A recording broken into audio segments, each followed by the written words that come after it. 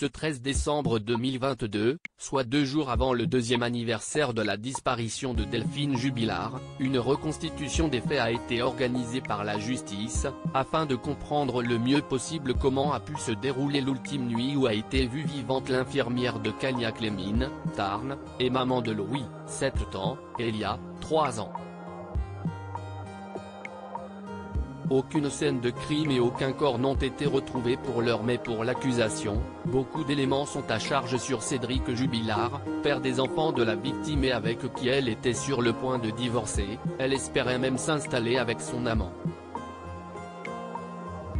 Le principal suspect est actuellement en détention provisoire à la maison d'arrêt de Toulouse. Cesse et s'est rendu sur les lieux pour cette étape cruciale de l'enquête.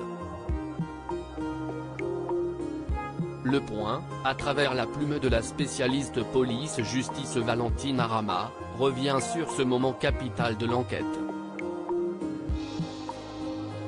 Maître Pressec, qui défend une des cousines proches de Delphine Jubilard, fait une remarque très forte et parle même d'un moment de vérité. Quand Cédric Jubilard est arrivé devant la maison, il a blêmi, presque chancelé. Puis il s'est repris et il a finalement été égal à lui-même, ne répondant à rien. Car, quand ça ne l'arrange pas, il ne se souvient pas. Mais cette reconstitution a permis de constater que les éléments qui pèsent contre lui sont solides et nombreux.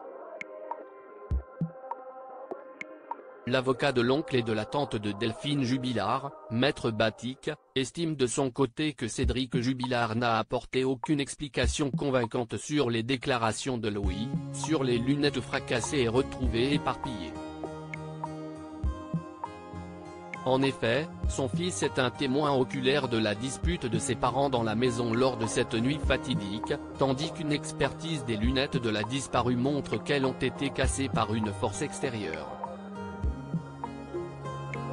Si les photographes ont été interdits sur les lieux de la reconstitution, notamment pour éviter que fuitent des images choquantes comme il y a pu en avoir pour l'affaire Daval, l'homme de loi souligne l'attitude du prisonnier, stoïque et impassible devant les éléments qui lui étaient présentés. Cédric Jubilard reste présumé innocent des faits qui lui sont reprochés jusqu'au jugement définitif de cette affaire.